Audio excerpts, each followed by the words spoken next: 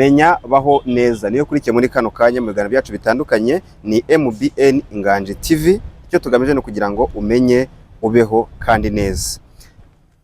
Uyu munsi rero tujya tubona cyangwa tukumva ibibazo bitandukanye birimo itandukana rya hato na hato kubashakanye cyangwa se divorce, abasore cyangwa se n'inkumi batinya kwiyangaja mu rushako ndetse bakaba batangira no kujyana amakimbirane bakiri mu rukundo ashobora kuvamo gutandukana kwabo kwa hato na hato. Ese uyu munsi twavuga tuti biterwa n'iki, hakorwa iki, ariko kandi tuza kuba tuvuga tuti ubuhuza bwagira uruhare ki mu gukemura bino bibazo cyangwa se mu gukumira yuko byanabaho. Ni mpamvu rero no munsi tugiye kuba twibanda kuri iki kiganiro cyane naho turi kumwe n'umutoza w'umwuga akaba kandi n'umuhuza mu gukemura ibibazo by'abaturage hatisunzwe inkiko, ni Gatarebe Gaeta. Nk'ibisanzwe rero turi kumwe kandi tubahaye ikaze. Murakoze bwana Celestin. Bikomejeho neza, turabahuza tukaba n'umutoza. Uvuze ku bibazo biri muri sosiyete uno munsi, cyane ibibazo biri hagati uhereye mu biri mu rubyiruko no mu bakuru biragenda bigaragaramo, ariko mu rubyiruko cyane niho byezi. Yego. Aho tubona ingo zubakwa rugasenyuka nta n'imisi rumaze. Hari noneho n'abana bivuyemo badashaka gushaka. Ibyo byiciro rero bure ahubwo no mu batarashaka birimo, ahubwo nuko wenda bubatse mpamvu bigaragara cyane nuko tuba tubabarura tuzi ngo ni urugo rwo kwa Celestin, urugo rwo kwa. Ariko rero batarashaka bo bashobora kuba bikiri mu ibanga batarabyereka imiryango n'inshuti, ariko nabibazo bibariho. Ahubwo nkuko bivuga bo ntisinzi ko turi ubyite, bo ntabwo ari divorce, bo ni break up. Ngira ngo niyo terime mukoresha cyane. Baratandukana cyane, kandi mu by'ukuri kuriya gutandukana gusiga ibikomere byinshi, gusiga inkovu nyinshi kuri bamwe, bivana n'uburyo uyu cyangwa uriya yumvamwo urukundo. Bishobora kuba biri no mu myitwarire nimwe nimwe, ushobora kuba wagenda ubonana abana bamwe yaba itari ngombwa. Hariho ibyo yenda mvuze ngo imwe nimwe, duhera ku byo tugenda tubona kuri social media, aho usanga umwana avuga ibintu abantu bose bagapfuka mu maso bakagira isoni zo kubyumva, ariko ukabona we arabivuga yumva yuko ari ibisanzwe, yumva ko ari ibisanzwe, nubwo mu by'ukuri atari umuco nyarwanda. Ariko iterambere turiho tujyamwo ryo rirabituzanamwo, kandi ntawe ushaka kubihagarika. Ahubwo twebwe nk'ababyeyi cyangwa se twe nk'abakoci twabafasha iki? Ngira ngo nicyo uri kubaza. Nicyo tuza kureba, ariko tuvuge ngo kuko si byari bimenye, impamvu tukoma no kubitindaho birasa naho ari ikintu cyadutse. Ahubwo namwe nk'iyo mureba kuko kugira ngo mukemure ikibazo no kuba mwana kimenye cyangwa mutanga inama mamuzi gitera cyangwa se umuzi wabyo. Iyo murebye nk'uyu munsi dore nko mu rubyiruko, ko abatinya kwiyangaja mu rushako, ko nabo hari abagira iyo tandukana rya hato na hato, rimwe na mugasanga umuntu yabaye igikuke nta gishaka no kwizera, niba umukobwa nta musore akizera n'umusore nta mukobwa akizera. Mu ntandaro y'ibi bintu ari iyihe? Mu by'ukuri nta bushakashatsi burenze twabikozeho ngo tuvuge ngo ubushakashatsi bwagaragaje ibi, twabajije aba byagenze gutya. Ariko iyo urebye ahanini ikintu kiriho kibitera nuko ni imyumvire, bishingiye ku myumvire. Aho umuntu ajya mu rukundo mu by'ukuri asa naho akurikiye ikintu runaka. Iyo rero umuntu wo mu myaka yo kubaka urugo agiye mu rukundo akurikiyemo ikintu runaka, iyo cya kinda kibuze abivamo, iyo akibonye arahaguma, kandi kugira ngo cya kinda ashaka azakibone gihoreho ni gake cyane. Bivuge ngo icyahindutse nuko mu by'ukuri umuntu ubundi yajyaga mu rukundo agamije kubaka umuryango, afite muri we ko ashaka nawe kuzuzagira umuryango mwiza umukomokaho, akazabyara, Imana imuhaye uwo mugisha, nawe akazagira abantu asiga ku isi. Kandi mu by'ukuri unarebye ni nayo misiyo buriya tugira abantu twese ku isi, kuko Imana yaraturemye idushyira ku isi ati mugende mubyare mwororoke. Iyo rero umuntu mu by'ukuri ageze muri cya gihe agashaka uwo bafatanya, babyumva kimwe, bahuje, bakajyana muri iyo nzira bagamije kuzubaka umuryango, atari umuryango w'umunsi umwe cyangwa iminsi ibiri, umuryango uzabaho igihe kirekire, ukazabyara, ukororoka, ukagira abuzukuru n'abuzukuruza. Icyo gihe mu by'ukuri uwo muryango wamara igihe. Ariko ndahamya ko abenshi bajyamwo akurikiye ikintu runaka, njya mbona iyo ugiye ukurikiye usanga ibyo benshi bakurikiye ni ibintu bifatika cyangwa se ni ubuzima bworoshye, ni ikintu ubwo urukundo rwimukiye ibintu, urukundo rwimukiye mu bintu. noneho uravuze uti umuntu ashaka agamije kugira umuryango, kurema umuryango, ariko kandi imbere umuntu yashakaga yarambagizaga umuryango, uyu munsi basigaye barambagiza n'umuntu ku giti cye. Mpamya ko nabyo bishobora kuba burabi. Aho ngaho hari ikintu nanone n'ubundi cyajemo. Mbere hashakaga umuryango ugashaka mu wundi muryango, none uno munsi umuntu arishakira ugashaka umuntu runaka. Niyaje aza mu muryango ariko aje ari uwa naka, ntabwo ari uw'umuryango. Rero usanga umuryango mugari utagifite imbaraga cyangwa se utagifite ijambo ku bana. Biri no mu bituma n'ibyo byose bibaho, kuko umuntu ntacyo atinya, umwana ntacyo atinya, umukobwa nta soni afite, umuhungu nta soni afite, yumva nyine niwe, ntanatinya na sosiyete arimo. Urana ko umuntu ariho, sosiyete irasa naho nta ruhare runini ikimufitemo. Ibi rero ahanini icyo biriho biturukamo ni iki? Ni ukuba mu bintu bitagira intego. Afite arajya mu rukundo rudafite intego, arugiyemo gusa kubera ko amaraso abiza kumva ko ashaka umuntu, ati ngo turakundana. Ubundi bamara gukundana ati tubyereka abantu natwe dukora ubukwe. Bamwe mpamya ko hari n'abakora ubukwe batumva neza ibyo bagiyemo. Akora ubukwe yumva ashaka kugira ngo abantu babone ko yakoze ubukwe burimo bibibi, abantu babutashye ari benshi, akumva ko ageze ku ntego ye. Ariko ntabwo ariyo, mu by'ukuri ni ugukora ubukwe hari ikigamijwe ni ukubaka umuryango, ni uko ufite abukomokaho, nawe uzagira abagukomokaho, kandi abo ukomokaho baguhaye uburere, nawe ugira uburere uzaha aba ukomokaho. Ariko se niba uno munsi ufitanye abana na naka, ufitanye n'abandi na naka, ufitanye n'abandi na naka, abo bose rimwe na rimwe ntibanaziranye, uwo muryango se turimo mu muryango. Ni ukuvuga ngo kutajya mu rukundo rufite intego bigira ingaruka kuri uyu muryango umwe wari ugiye kuremwa, ariko bikazagira n'ingaruka ku muryango nk'abanyarwanda, kuko n'umuryango niwo shingiro kamere imbaga nyamwinshi y'abanyarwanda. Noneho rero tuvuga ngo turashaka umuryango mwiza, umuryango w'abantu bashyize hamwe, umuryango utuje, umuryango ukemura ibibazo. Ni uko uwo muryango ugomba kuba uriho, kandi ukaba ari umuryango ufite ikiwuhuje. Ibya mbere biwuhuza rero bitangirira mu muryango abantu batahamo, bikagukira mu muryango, muri relation base wabo, ba nyina wabo, ba onkle, bande naka na naka, ugasanga umuryango wagize amashami manini. Ariko no munsi turasa naho turi muri wa muryango ushingiye kuri uriya muryango umuntu atahamo. Buri hari n'ikindi kibazo kijyanye n'umuryango wo kwigiraho, umuryango batubanjirije nawe ufite ibibazo turi kuvuga, amadivorce ya buri kanya, amakimbirane, kandi bo yenda bashaka kuba byaratangiye muri rya siza wa mugari muri Rambagiza, bikagwa bifite intego, tukaza kwisanga n'ubundi bidukurikiranye. Niko byaba bimeze. Aho rero ugiye gutuma mvuga ikintu, ariko reka nkivuge ko kiri ko mu by'ukuri buriya tuvuze ngo kera ngo umuryango washakaga mu muryango, hashanakanaga imiryango iziranye. Iriya miryango yari ifite indangagaciro runaka bakurikiraga muri wa muryango, n'abandi babemeraga kubera ko bazi ko bafite za ndangagaciro runaka. Tugiye kubira ushobora gusanga bifite aho bituruka harehare. Bivuge ngo rero gukemura ikibazo nyirizina nuko tukibona cyose, ntabwo tuzajya gushakisha ngo byagenze gute, ariko noneho twakubakira ku bihari. Kubakira ku bihari ni ku ndangagaciro.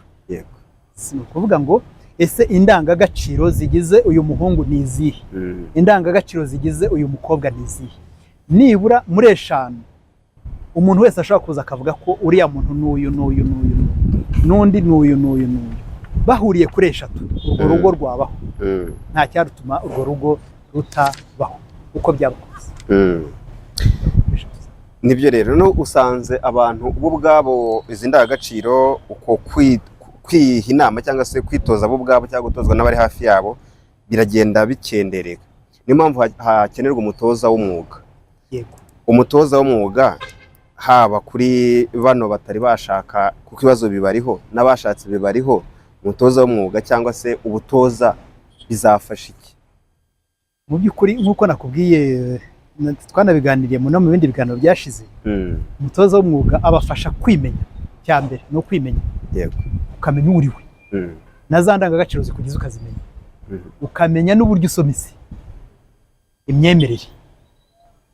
Ikindi agufasha no kumenya, hari ibintu buriya twita self talk, ubwo twabyita guki, hari ibintu umuntu aba yiganiriza buri gihe. Uri ushaka kwicara ukavuga ngo abakobwa bameze gutya bari gutya na gutya, abakobwa bameze gutya bameze, umuntu akikoresha inama akajya yiha n'igisubizo, voilà, ukagenda wiha inama ukubaka umuhungu ushaka uko wewe uri umutekereza, cyangwa ukubaka umukobwa ushaka uko uri umutekereza. Izo nazo tugufasha kugira ngo ugerageze no kuzumva, umenye yuko ari wowe, no kugerageza kuzigabanura kugira ngo wumve ko umenye umuntu wari we, umenye ko ubana n'abandi. Hari ukubaho ufite intego, ufite icyizere cy'ejo hazaza, ureba kure aho ujya, hari no kwigirira icyizere, kumva ko ibintu ari byiza, none ko ibintu ari bibi. Noneho hakabaho no kumenyana, ukimenya wowe, ukamenya n'abandi uko bameze. Ibyo bizagufasha noneho bizagufasha kwihangana no gushobora kumva undi muntu, kumuha agaciro, no kuvuga ngo ibi niba ikintu kibaye uhuye n'ikibazo, ntabwo ikibazo ibintu byose kita kibirangiza mu buzima. Ibibazo bibaho, niba abantu bashakanye bagahura n'akabazo gato, ntabwo ikibazo gihita gihinduka byacitse. Nk'uko wari ubivuze uti biraboneka mu bana bakiri bato, bikaboneka no mu bakuru. Yego birahari, no mu bakuru birahari pe, aho ubona ko uno munsi divorce ntabwo zikiri iz'abantu. Mu batoya niho ziganje cyane, ariko no mu bakuru ziro zirazamo. Uno munsi turazibona no mu bantu bafite abakazana bamaranye imyaka 30, bamaranye imyaka 40, ntibyagakwiriye, ariko biraba. Ibyo byose ikiro kibitera ahanini nuko utareba kure, n'ubuzima butareba ejo hazaza. Ese iyo myitwarire uriho witwaramwo, uriho urasiga umurage ki mu bana? Uriho urubaka umuryango ki? Ni ukuvuga ngo abantu twagiye kukwireba gusumba uko tureba inyungu z'umuryango.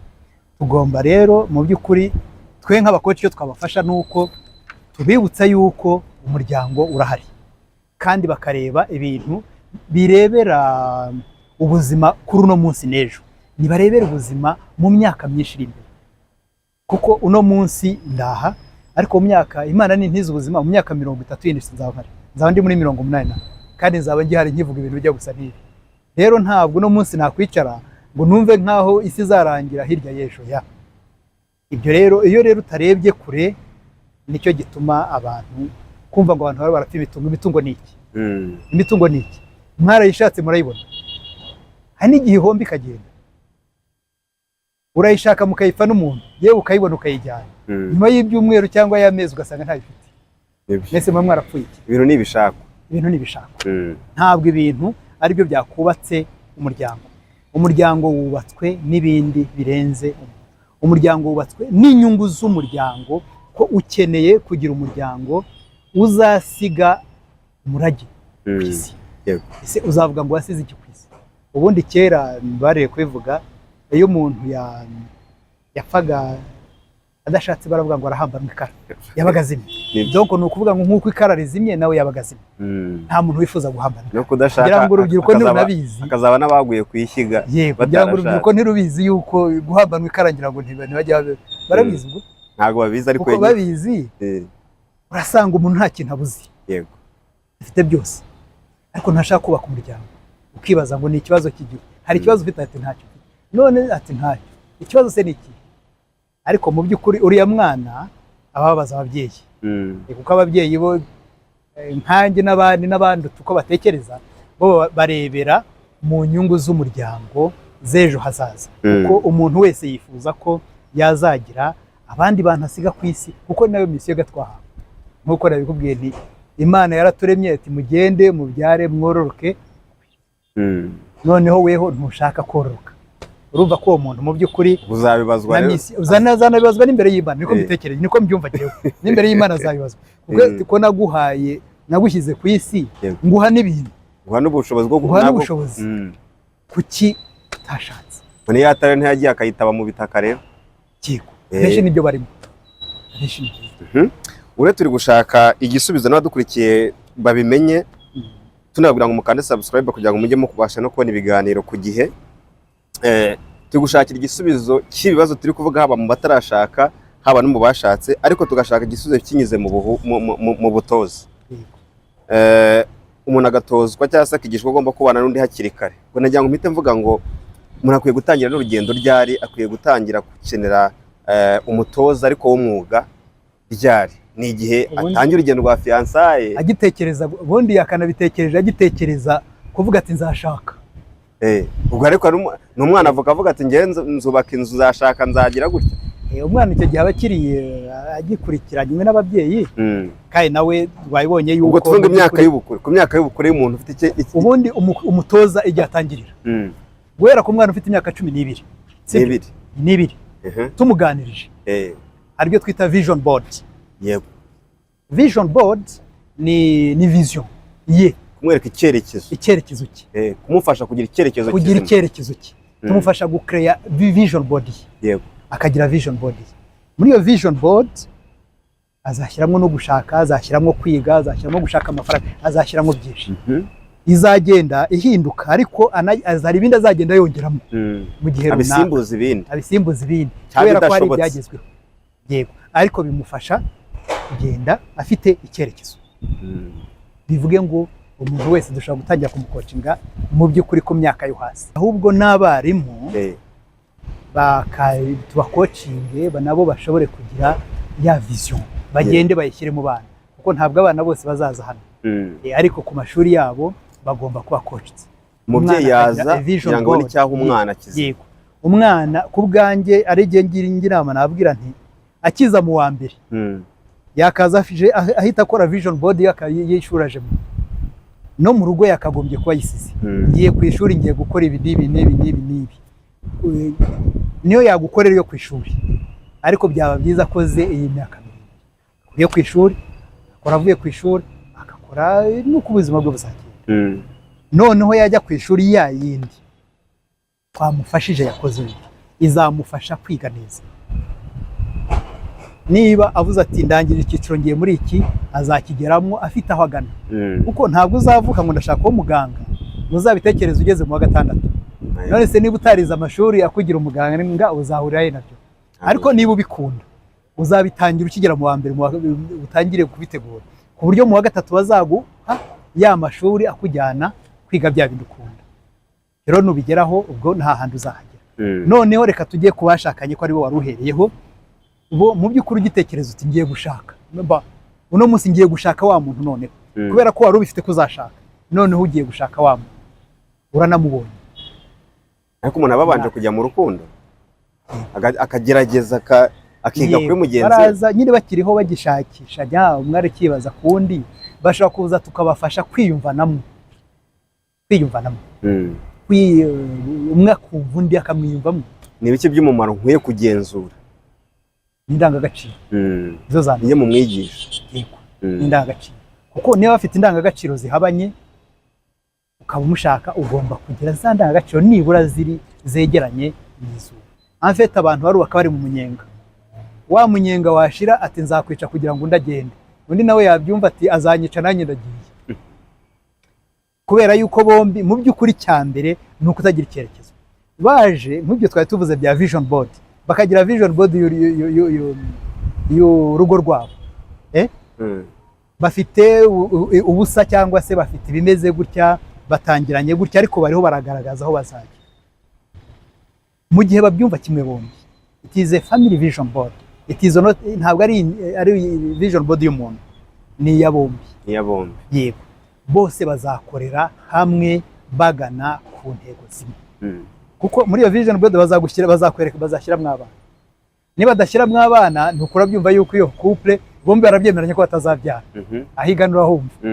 Ariko niba bashyiramo abana bati tuzabyara, Imana izadufasha tubyare hungu na kobwa 3, 4, 2, ibyo bashaka bombi bakabiganiraho, bakabyumvikana, bazanatangira na rwa rugendo bazaho bagana kukuri. Bazagira n'icyizere, kuko bombi buriya iyo icyo ushaka ukizi ugenda ubona n'ibimenyetso bituma ubona yuko uzakigeraho. Yego, ubwo cya kintu cyo ari amatorero cyangwa amadini ajya atanga inyigisho z'abitegura kurushinga kwigira umubano abantu benshi barabizi cyangwa banabinyuzemo ubwo mu kwigira umubano byakwiye byiza n'iri somo turishyizemo cyane cyane bakaza tukabafasha kugira ngo bumve neza aho bari bajya bubaka umuryango mu by'ukuri. Hari ikintu tujya tuvuga usanga abana barakundana umwe agahita avuga ati tukora ubukwe icya mbere ni uko tuzajya mu murenge, niyo kintu cyateye tuzajya mu murenge, bakabyemeranya bagiye mu murenge, bava mu murenge abahungu benshi uzakurikirana uzasanga babumva ko barongoye n'abakobwa babumva ko barongoye abaye wawe uyo bw'amategeko kuko amategeko yabagize abagore n'abagabo. Ni ukuvuga ngo igituma bumva ko barongowe ni uko umuryango ushingiye ku mitungo. Ubu ngubu niyo yagenda imitungo twayigabana. Nabonye n'itegeko ry'umuryango bararihinduye. Ubu none bararivuguruye. Ubu gutandukana ngira ngo mbere y'imyaka 5 hari iki itegeko rivugaho. Irigabana rya mbere y'imyaka 5 hari kuko hari abari barabigize business. Ibyo ngibyo bakoze neza kugira ngo nabyo abihindure. Ariko mu by'ukuri bakoze a vision board bari kumwe bombi igaragaza aho bagana, aho bari naho bariho bajya, bakahashushanya neza, n'inzu bazubaka bakayikora, bakaba bayireba, ni bizabafasha kuko no mu kazi k'abakazi bakora bwabo bucuruzi bwabo icyo bazakora cyose bazagikora bafite aho bakana. Abenshi rero ikintu kiro kitwiciro munsi nuko umuntu arakora uko bukeye uko bwije. Icyo ni ikibazo. None ariko abantu bamaze gutera batagize amahirwe yo kumenya ubutoza hakiri kare ngo wenda nayo masomo bayafatire ku gihe, ariko uyu munsi ukaba wenda batangiye guhana bino bibazo mu rugo cyangwa bataye banashaka cyangwa banimvaga nko batazanashaka. Kugira ngo twumve niba umuntu wamaze kubenya nkunda kuvuga ngo hari ibintu twita ibibazo ariko atari ibibazo bwari ingaruka z'ibibazo byabayeho. Umuntu ugasanga wenda yaradivorushije, divorce si ikibazo ahubwo n'ingaruka y'ikibazo cyatumye divorce. Abantu bari mu ngaruka rero ibyo benshi bita ibibazo. Wo ubutoza hari igisubizo bubafitiye mu by'ukuri. Reka mpere no mu rubyiruko icyo twita break up. Abantu bumva ari ibintu bisanzwe n'urubyiruko barabigize ibintu bisanzwe, ariko ni ikintu gikomeye kuko iyo utandukanye n'umuntu wari winjije muri wowe, wahaye amarangamutima yawe akaguha amarangamutima ye, watangiye kugirira icyizere cy'imibanire mu gihe kirekire, kuvuga ngo avuyemwo ntabwo byoroha. Kuvuga ngo avuyemwo umukuyemwo bisaba imbaraga zindi kugira ngo wa muntu rero avemwo by'ukuri. Ya break up reka nyite ko ari management yayo, bafasha kwimanaginga kugira ngo ashobore kuyumva, ashobore kumenya ibyo avuyemwo n'ibyo agiyemo, ntafate cya kibazo yavuyemwo ngo gihite gihinduka parti y'ubuzima bwe, kuko ikibazo ni ikibazo, we n'umuntu. Ntabwo kuba uvuye ahantu runaka ugomba kujyana cya kibazo nkaho gihindutse ubuzima, kandi ibyo biba kuri benshi. Ni nabyo bega bavuga guti umuntu duherera muri break up ugasanga umuntu twumva umuntu ngo yiyahuye yasimbutse kuri etage ari mu mujyi, abantu benshi barabizi. None tukabyita ikibazo, ubugwari, ububwarahaze, kandi kwiyahura si ikibazo ahubwo ikibazo ni ingaruka z'ikibazo yarafite. No kuvuga ngo uriya muntu ubuzima ntacyo bukimumariye, kuko nta buzima bwiza abona imbere ye, nta cyiza ari hahabona, akabona kubaho no kutabaho byose ari kimwe. Uwo muntu aba yarangiye ko nta muntu ugihari. Ubundi umuntu ikimugira ni uko ufite icyizere cy'ibyiza by'ejo hazaza, ni uko uhorana icyizere ko ejo hazaba ari heza. Muri icyo cyizere cy'uko ejo hazaba ari heza urabikorera. Iyo rero wa muntu wimukanye ikibazo aradivorushije, ajyanye ikibazo, azubaka urundi rugo gutese kandi divorce ikiri ikibazo muri we? No. Ni ukuvuga ngo icyo twe tumufasha tumutandukanya na cya kibazo yagize. Umuntu ni umuntu, ikibazo ni ikibazo. Umuntu akaba umuntu, divorce akayisiga, niyo agiye mu rundi rugo akagenda akarujyamwo cyangwa sazanye undi mu buzima bwe akamuzana, cya kibazo cyararangiye. Tumufasha kurekura ikibazo kikaba ikibazo kikagenda, nawe agasigara ari umuntu. Byumvikane neza, ngira ngo aho hantu harumvikana. Tumufasha kurekura ikibazo, ikibazo kikava mu buzima. Ikibazo ni ikibazo umuntu n'umuntu, nukure mu ndi muntu mushya. abadukurikiye mu bimenye yuko ubutoza ari igisubizo, ikaba akabando wakwicumba mu gihe cyose cyawe cy'ubuzima, cyane cyane mu bintu by'urushako turi kuvuga. Hari utarajya mu rushako, hari uwabiretse burundu kubera ibyo yumvise ku bandi, hari uwarwaye indwara zitandukanye kubera ikijyanye n'urukundo cyangwa n'urushako. Wumve yuko ubutoza ari igisubizo kuri ibi bintu byose. Mu by'ukuri ni igisubizo, kuko ibyo yumvise byarangiza bikamujyamo no munsi bikaba bimukoreramo indani, nta nabisobanura. Uramubaza uti kubera icyo udashaka, ati nzashaka. Ariko wakurikirana ugasanga nta gahunda afite. Hari ndabazi bafite bagejeje mu myaka 40 na 50, ariko nawe musore ufite imyaka n'imibare, nawe musore ufite imyaka 35 utarashaka, imyaka yakujyanye. None niba nta kintu gitegereje, utegereje iki? Yego, utegereje amafaranga se azaza mu myaka 40 se? Utegereje cyangwa se mukobwa nawe ndiriza icyo azakora n'ubundi uzaheka no mwishuruma. Ni ukuvuga ngo mu by'ukuri ni uko muri we ntafite intego, kuko iyo uri ukorera ku ntego uravuga uti hagati y'igihe iki n'iki nzagera kuri iki. Icyo tumufasha rero ni uko yubaka za ntego ze, kandi tukamufasha kuzigendamo ku buryo anareba niyo utanageze kuri ya ntego ukavuga uti aha hantu narafeirinze, byarananiye, ukanabyemera. Ariko ntuhore uri mu kintu gisa n'igiserera. Ibyo rero nko kuvuga ngo hari ibikomere yakuye mu rushako akabyimukana bijyanye ahandi, bizongera bimukomeretse. Hari ibikomere umwana yabonye ku babyeyi bihindutse ikibazo kuri we, nawe abyimukanye, uwo ni ikibazo. Hari ikibazo umwana w'umukobwa cyangwa w'umuhungu yagiriye mu gihe yakundanaga na naka, gihise kimuheza ahantu. Ntabwo ari byo. Yakegereye abahuza, tukabafasha, tukamutandukanya na cya kibazo. Ikibazo kigasigara ari ikibazo, nawe agasigara ari umuntu. Agafata noneho izindi gahunda zijya imbere, agafata izindi ntego, ari umuntu mushya. Kuko buryo ubusanga nabyita n'amategeko cyangwa n'ibindi bibazo bya sosiyete tubamo, umuntu wenda yitwa ko ari umudivorce nyine. Nubwo ngiye gushaka, kuko wenda we ubwe yamaze gutera intambwe, yafashwe mu butoza akaba undi muntu, ariko turacyamuvuga ngo yarongoye umugore w'umudivorce, yarongoye n'umugabo w'umudivorce. Ako kantu kakaba kakomeza kuba kasubiza umuntu inyuma. Hari abantu benshi bari muri icyo cyiciro rero. Muri make urababwira uti ijambo ry'ihumure nuko turi hano nk'abatoza kugira ngo utandukane n'ibyo bintu. Icya mbere mbanza kubabwira, kuki utekereza ibyo abandi bagutekerezaho. We niba wahindutse, nawe musore cyangwa mugabo ushatse umuntu n'umudivorce, yarahindutse, kubera iki wumva ko abandi bavuga ngo yaradivorshije? Kandi babivuze ariko okay, hari waje kubikubwira mu rugo rwawe bakubwira ngo ushatse umudivorce.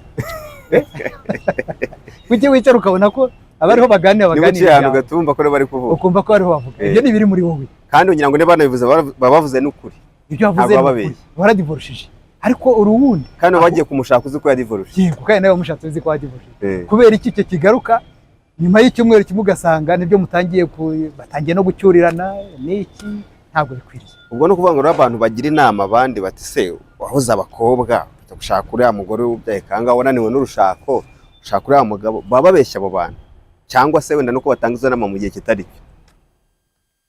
Mu by'ukuri ngira ngo bahera ku byo bariho babona, ariko twe twemera ko umuntu ahinduka. Umuntu arahinduka, ikibazo yahuriye nacyo hariya ntabwo ari cyo azahura na hariya. Ntabwo umuntu uzamurebera mu isura y'ikibazo yagize mu buzima, ubwabyo ni ikibazo. Nicyo gitona navugaga nti ari umuntu yifata ikibazo ngo akimukane, kuko nakimukana abantu bazaguma bakimureberamo, n'aba bandi bakimureberamo nibareke kumukimureberamo mu gihe atagifite. Niba utakibona kubera icyo umurebera muri cya kibazo, ikibazo cyararangiye. Yego, uno munsi reka nguhe urugero. Hari umwana w'umukobwa baturiye mwana n'umuslay queen, uriya mwana ni iki, uriya mwana ni iki. Okay, ashobora kuba byishimiye, ariko hari nabo babivuga atari byo.